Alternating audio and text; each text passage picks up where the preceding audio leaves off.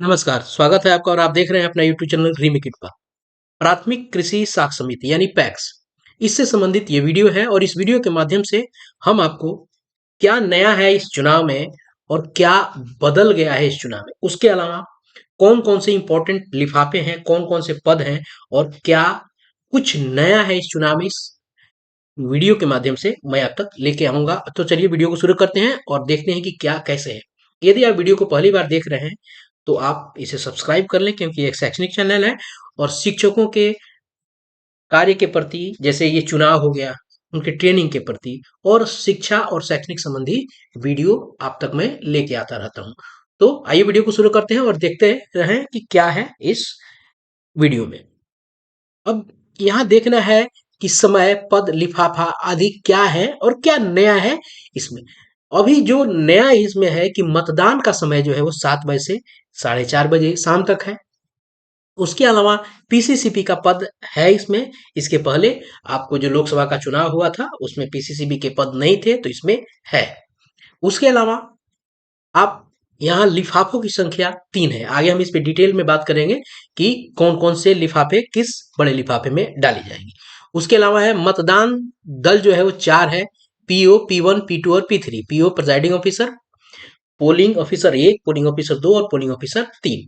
इसके अलावा इसमें 17 रजिस्टर, जो मतदाता रजिस्टर के नाम से जाना जाता है, वो यहाँ नहीं है। उसके अलावा अमिट स्याही नहीं है, चूंकि ट हो गया है, इसको ठीक कर लेंगे हम लोग। ये अमिट स्याही है, ये इसको हम लोग ट पढ़ेंगे। ठीक है, चलिए आते हैं, देखते हैं आगे क्या है। 3 मतपेटिका आपको मिलना है। उसके अलावा है P1, P-1 योगदान करना है। P-1 का मतलब जिस दिन पोल डे है उसके एक दिन पहले आपको योगदान करना है और उसी दिन आपको सामग्री भी मिलेगी। 17+1 आपको पहचान पत्र है। एक है आपको 17 अदर पहचान पत्र और एक पहचान पत्र जो है यहाँ अलग मैंने करके लिखा है। इसका मतलब ये रहता है, ये आपको ईपिक है, ये आपको ईपिक है और ये वाले जो है ये अदर है। ठीक है, तो आपको 17+1 पहचान पत्र आपको यहाँ है। उसके अलावा आपको जो और कुछ जो नया है वो है आपका ईपिक के लिए 1 लिखेंगे और अदर के लिए 2 लिखेंगे। ये कुछ आपको नए बदलाव हुए हैं इसमें। चलिए आगे देखते हैं कि और क्या क्या है। पद आपको जो बताया गया है वो 5 पद है, जिसमें से अध्यक्ष, OBC, EBC, SC, ST, general, आपको ये पद है।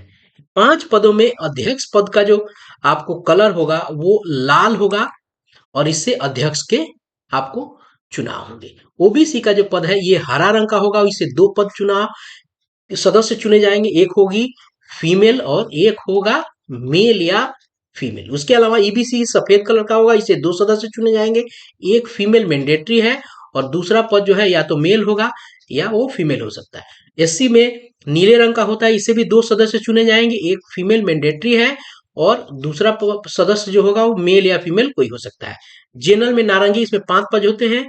2 आपको फीमेल मैंडेटरी है और 3 सदस्य में या तो मेल हो सकता है ये वो या वो फीमेल हो सकता है। ये आपको 5 पद हैं और इस 5 पद के लिए चुनाव इसमें होते हैं।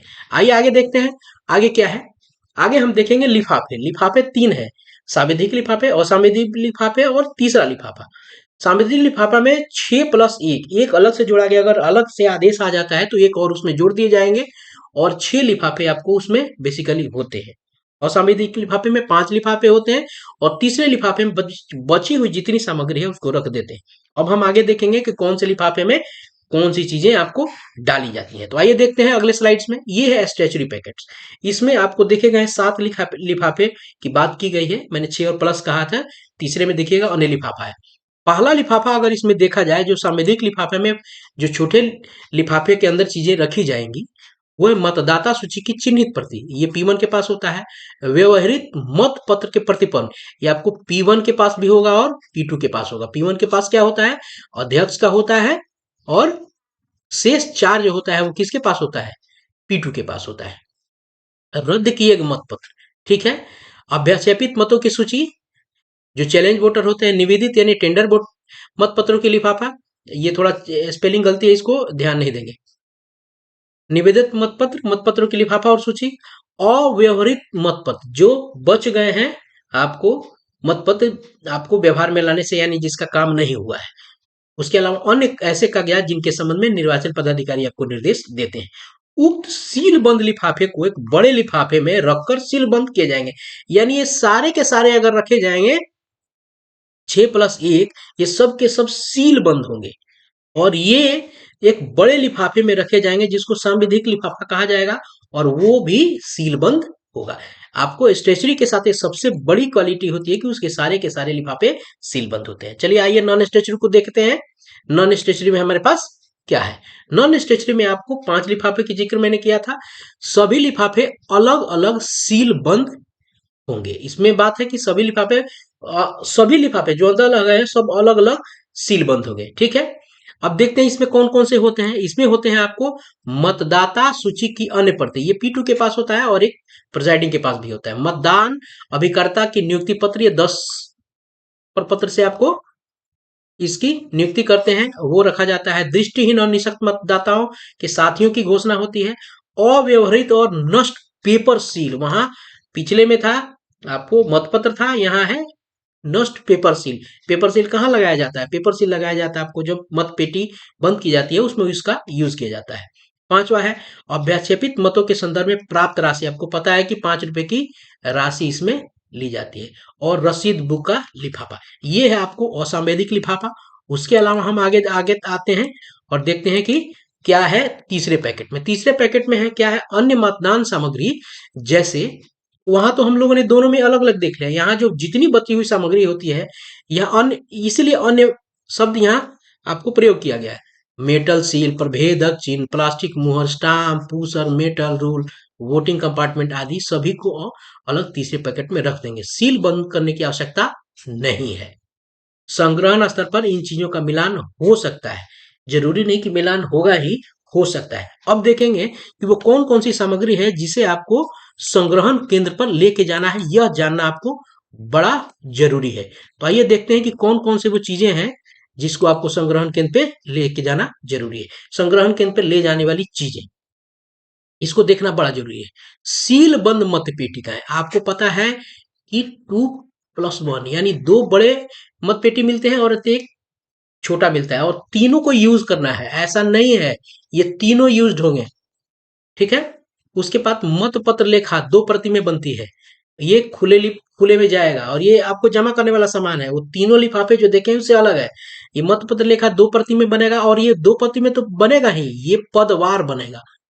5 पद हैं तो हर पद में 2 बनेगा, यानी 5 गुना 2 ये 10 तो बनेगा ही। अगर पोलिंग एजेंट मांगता है तो आपको उसको भी 1 देना पड़ेगा, जो भी मांगता है जिस भी पद के का जो पोलिंग एजेंट्स है। ये खुला रहेगा।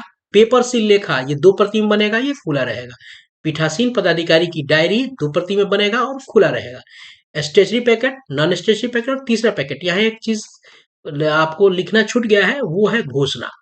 आप घोषणा भी बनाएंगे 2 प्रति में और उसको भी यहाँ रखेंगे, वो भी वहां मांगा जा सकता है आपको जमा करने में, यानी ये ही चीजें आपको जमा वहां होंगी।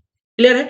तो इस तरह हम लोगों ने जाना कि क्या नया है, क्या प्रपत्र आपको लिफाफों में डालने हैं, और जमा करने के समय हमें वहां कौन कौन सी चीजें हमको लेके जाने हैं। तो इस वीडियो में इतना ही। जल्दी ही आपको इससे संबंधित और वीडियो में प्रपत्र से संबंधित वीडियो और P1 P2 PO के क्या कार्य है उसके लिए मैं वीडियो जल्दी ही लेके आपके लिए आ रहा हूँ। इंतजार कीजिए उस वीडियो का, जल्दी ही आपको मिलेगा। तो इस वीडियो में इतना ही, मिलते हैं जल्दी ही नए कंटेंट और नए इन्फॉर्मेशन के साथ। तो अपना ख्याल रखें। जय हिंद।